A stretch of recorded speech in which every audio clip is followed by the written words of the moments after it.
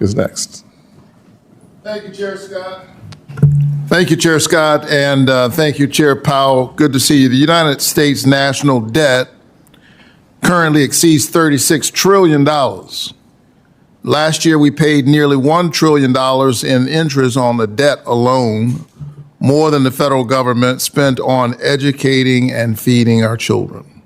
Chair Powell, how does the Fed consider rising national debt levels during discussions about adjusting interest rates? Welcome back to the Constitution Corner, where we tell the truth, defend the Constitution, and hold our leaders accountable. If you're tired of government spin and liberal media narratives, smash that like button, subscribe, and hit the bell so you never miss a video. Let's dive into this mess. We really don't. We take fiscal policy as completely exogenous, and we look at the data that's coming in, but we don't, we're never going to take into account budget deficits and things like that. Well, here is my concern. Maybe Congress should be thinking about it. The world is losing faith in America's ability to repay our debt. We have seen a sell-off in the bond market. The United States dollar has lost more than 10% of its value against the euro and pound, and is down against nearly every single major currency in the world. Back in May, Moody's downgraded the U.S. government's credit rating because of growing debt and sinking confidence in lawmakers' willingness to address this issue. Historically, high debt pushes up interest rates, slowing economic growth and setting up a dangerous debt cycle where both interest rates and debt continue to rise. Chair Powell, how does the size and the trajectory of the national debt affect the Federal Reserve's ability to manage inflation in good economic times and spur investment and hiring in slower economic times? I'm happy to say that today, those things do not affect our ability to do our job. The concern really is that if we don't do something, then there will come a time at which it will be a problem, not for us, but for the country. But that, at this time, it does not interfere in any way with our ability to do that. Is a realistic concern in the future, given the rate of increasing debt.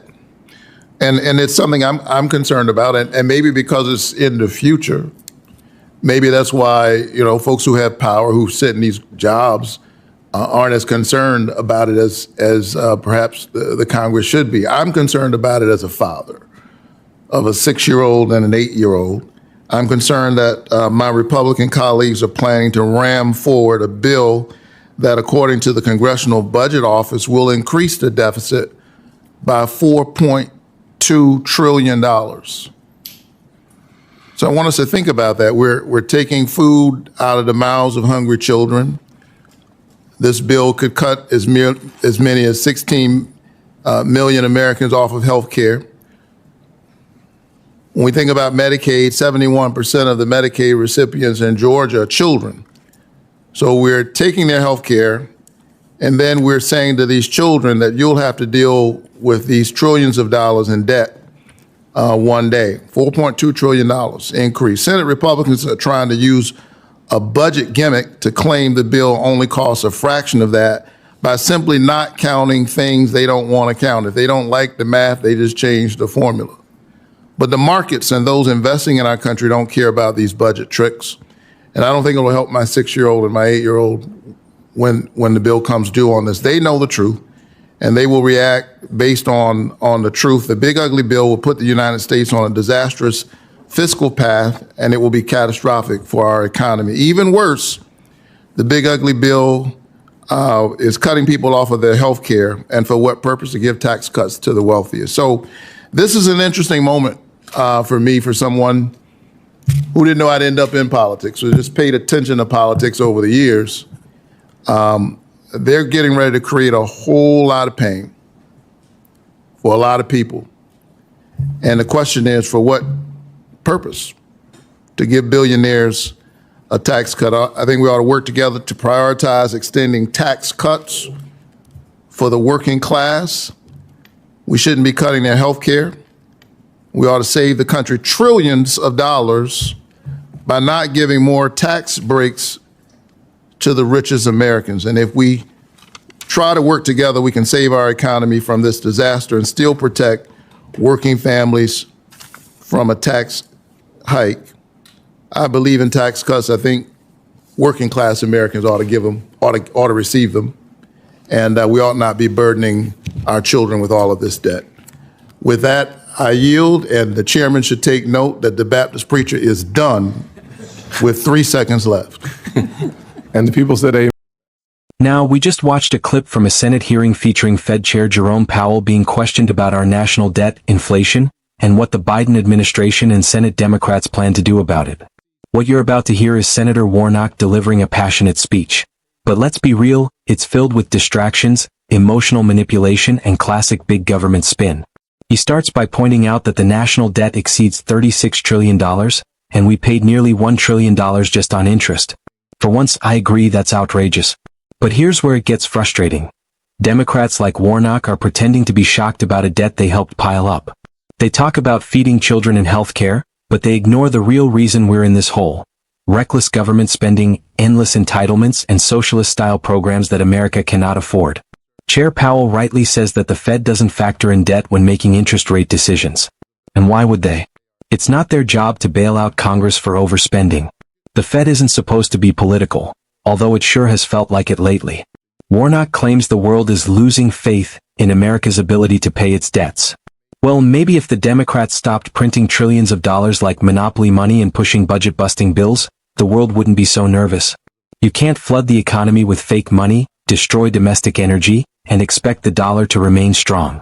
Then Warnock shifts into full-blown melodrama, talking about his 6- and 8-year-old children, as if that somehow justifies jacking up our taxes and throwing more borrowed money at failing programs.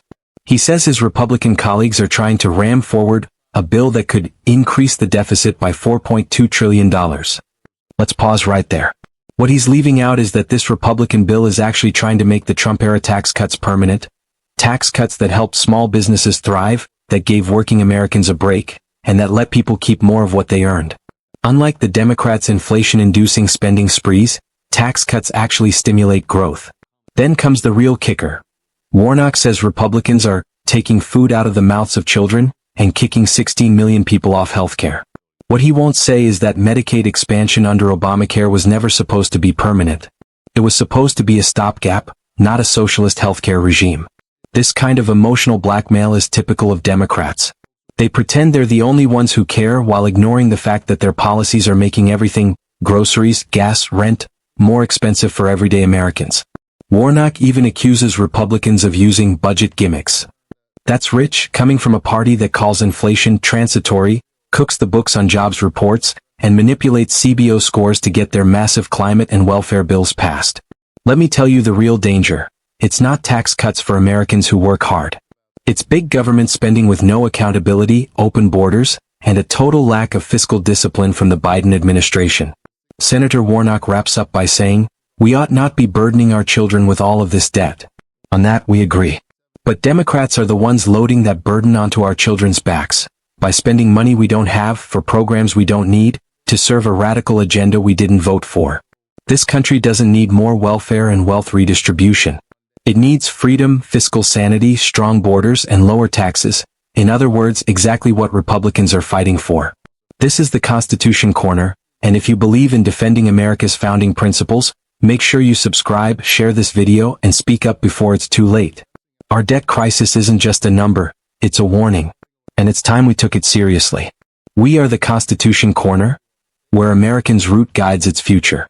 Until next time, stand strong, speak truth, and may God bless the United States of America.